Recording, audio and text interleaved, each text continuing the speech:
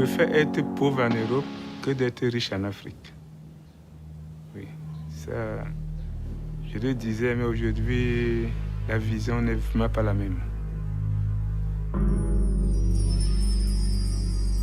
Il y a encore des gens qui décident de quitter leur pays en affrontant un danger mortel pour pouvoir réaliser un rêve qui, pour moi, je ne sais pas si c'est un rêve réel. C'est fini! J'ai fini avec l'Afrique! J'ai fini avec l'Afrique! Oh! Qu'est-ce qui attend le migrant en Occident? Quand je partais du Cameroun, j'étais chef d'entreprise. 24 ans, je commence à me retrouver sur le sol, dans un pays où je n'ai pas d'entrée. L'Europe, c'est pas facile, hein? Mais je pensais que l'Europe, c'était l'Eldorado. Mais c'est arrivé maintenant sur le terrain, alors où j'ai vu le contraire de ce qu'on me disait. Tu crois qu'il y a les arbres d'argent aux Champs-Élysées? En tout cas, moi, je vais pas crever si je fais de la musique. Je vais faire que trucs, moi, dans ma vie. C'est comme ça que, tu vois, j'ai pris le chemin de l'exil, je suis sorti direct. liggéey la tool yi la metti na waane na ngeen muñ ñun ko comme nañu jóge fii ba Sénégal ñëw pour daan doole bàyyi suñuy njaboot wax dañuy daan suñu doole rek. Quand j'ai vu son retour, on voit mon frère est sorti avec la valise. Je demande mon grand frère, pourquoi tu es rentré? Quand tu pars en Europe et tu retournes sans argent, les gens pensent que tu es un loser. Les gens préfèrent vous voir être migrant à Paris et vous allez continuer à être traité de cette manière jusqu'à la fin de votre vie. So I was not happy for the fact, and you know, Kamba really what they intended to bring back home. It's okay. It's okay.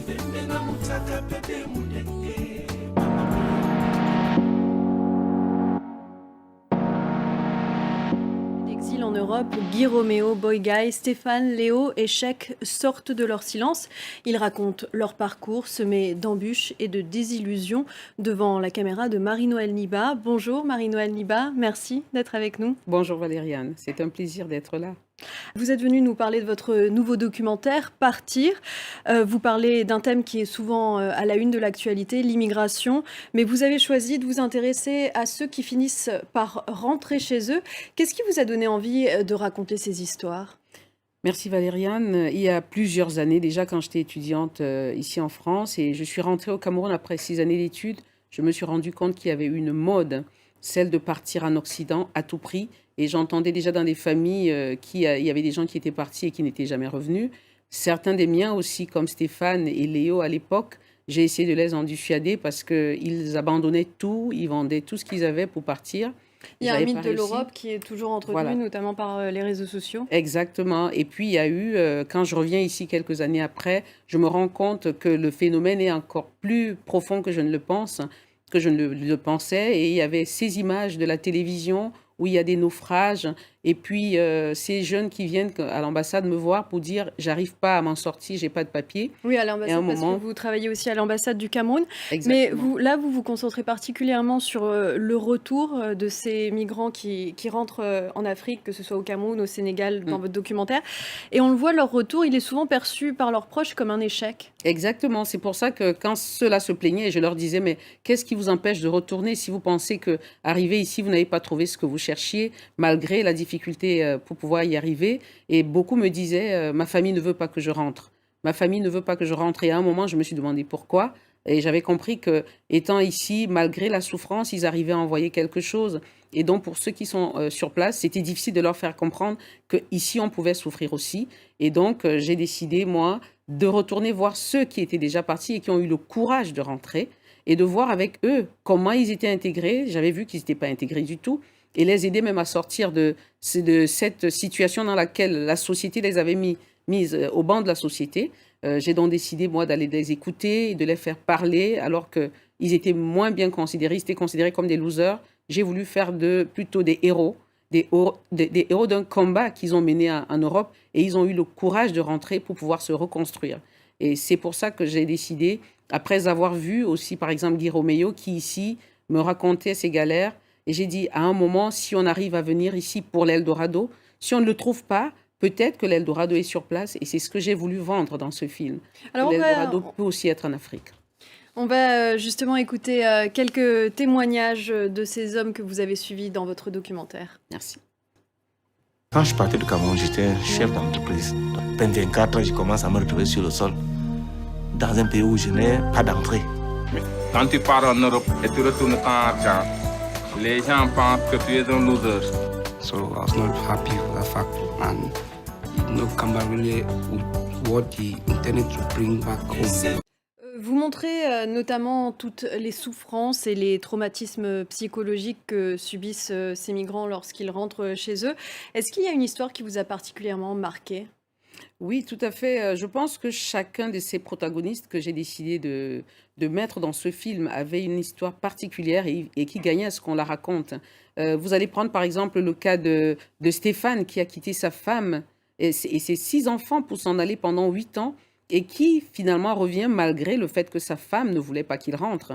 Et il est quand même rentré et il a eu des problèmes avec sa famille et il n'a pas pu continuer. Je prends le cas de Boyegai qui, quand elle me raconte son histoire, c'est pas une décision d'aventurière. Elle a été envoyée dans une espèce de migration organisée par le gouvernement. C'est une histoire qui touche énormément, surtout que c'est une femme qui a abandonné ses enfants et elle est partie.